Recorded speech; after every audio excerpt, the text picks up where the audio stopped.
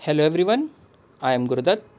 This is the third video of Law of Property and Easement, and in continuation to the second video, in this video I will be discussing movable and immovable property, specifically movable property plus the difference between these two.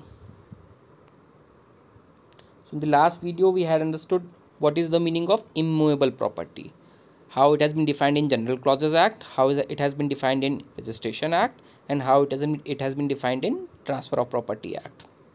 So in this video we'll continue it. Now we had seen in the last video that things attached to earth or things permanently attached is also immovable property. For example, like we took the example of air conditioner. Air conditioner was immovable property if it was attached with the intention of permanently installation. Now there are two tests which in the English law which determine whether any attachment or whether any fixation is permanent in nature or temporary in nature. So how to determine whether any immovable property attached to the earth has become immovable property? For example, whether a AC installed or a fan installed or a tube light installed in a building, independently a AC, tube light and fridge is a movable property. But the question arises, when it is installed in a house, then whether it is immovable property or movable property, because now it is permanently fixed.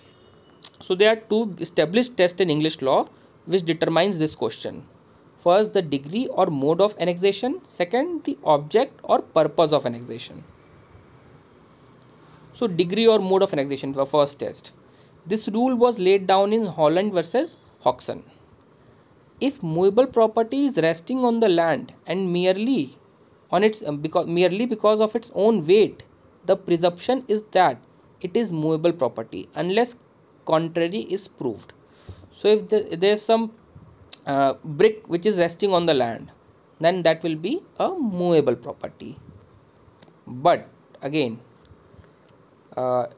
the next thing is, if it is fixed to the land even slightly or it is caused to go deeper in the earth by external agency, then it is deemed to be immovable property unless contrary is proved. Now a machine fixed to the land by using screws, like in industries.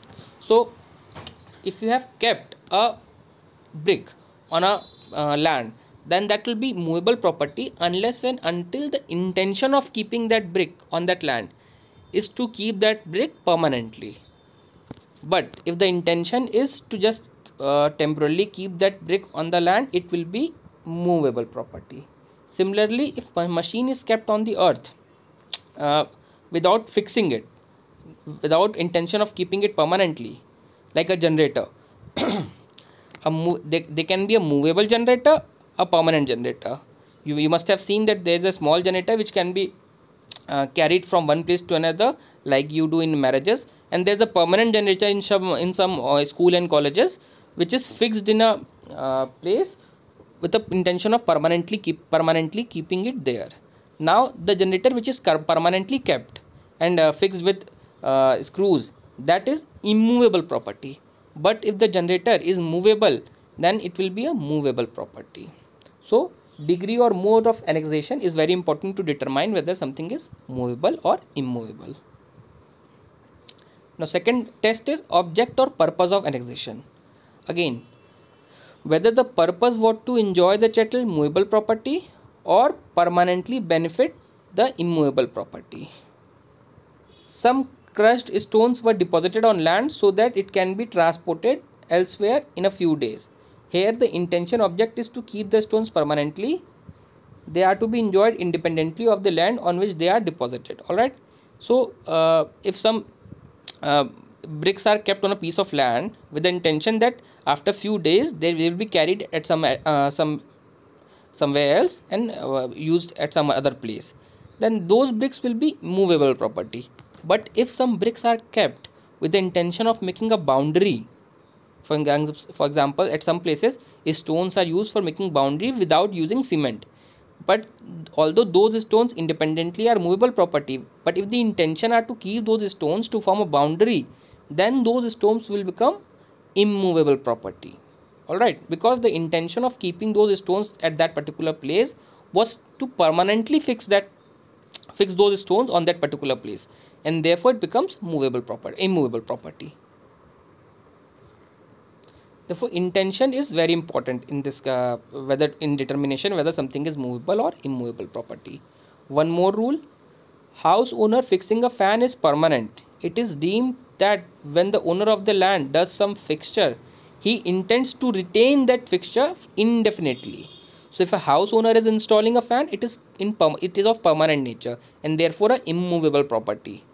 But a tenant fixing a fan is temporary. He will surely remove the fan whenever he vacates the house. It is deemed that when the tenant of the land does some fixture, he doesn't have the intention to permanently keep that fixture on that particular building. So if there's some tenant who's installing AC, installing fan or installing light, then that all these particular things, the fan, light and AC, will be movable property, because intention of the tenant is not to permanently fasten that particular object to that building, but only to temporarily install those objects and enjoy their benefit. Therefore it will be movable property in case of tenant and immovable property in case of landowner. Some leading case again.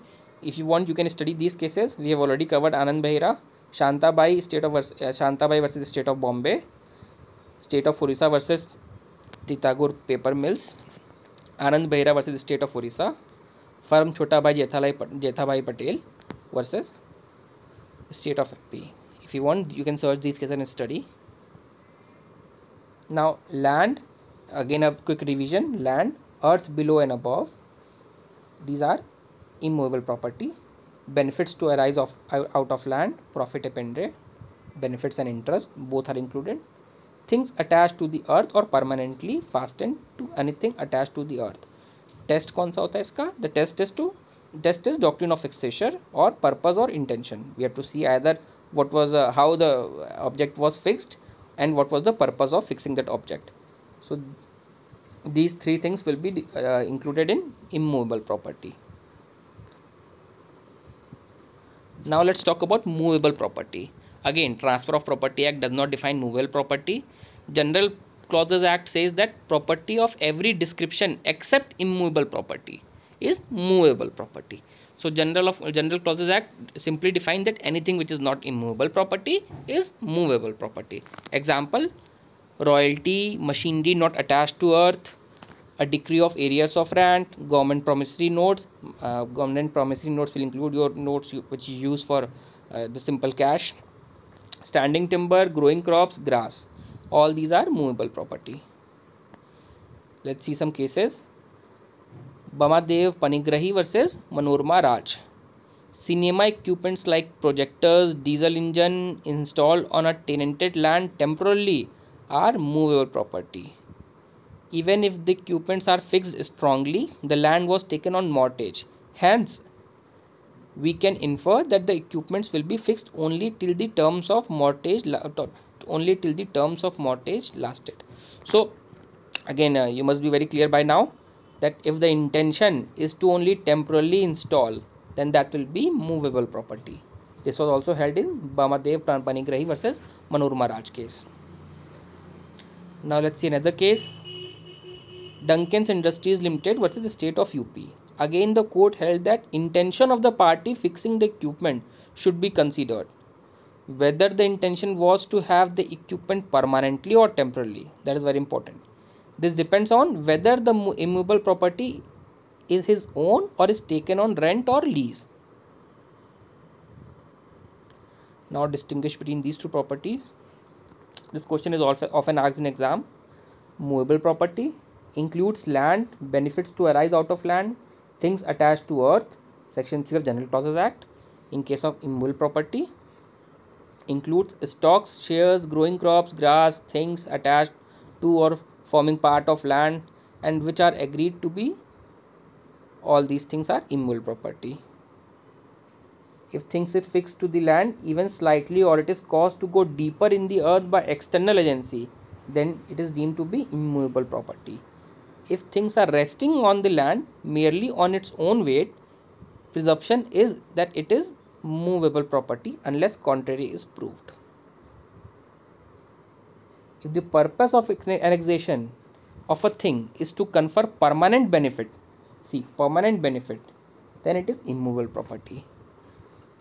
If the purpose is only to enjoy the thing itself, then it is movable property, even though fixed in the land.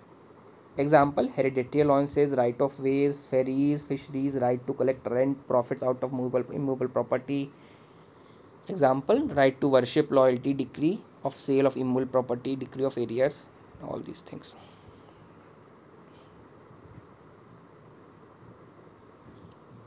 Now, 2-3 clarifications. In the course of, we'll be continuing studying the whole syllabus. We will also study a lot about standing timber and growing grass. So standing timber is different from timber tree. Standing timber, trees in such a state that of cut it could be used as timber, are movable property, while timber tree, those tree drawing sustenance from soil, immovable property. Growing grass is a movable property. Right to cut the grass is immovable property because it is benefit arising out of the land. So if the grass is growing, then it is movable property, but the right to cut it is a immovable property. I hope you understanding difference between standing timber and timber tree. Standing timber are generally used for used in some building construction or those things, while timber tree is drawing permanent sustenance from the soil. It is of permanent nature. Thank you. We'll continue in the next video, and thank you.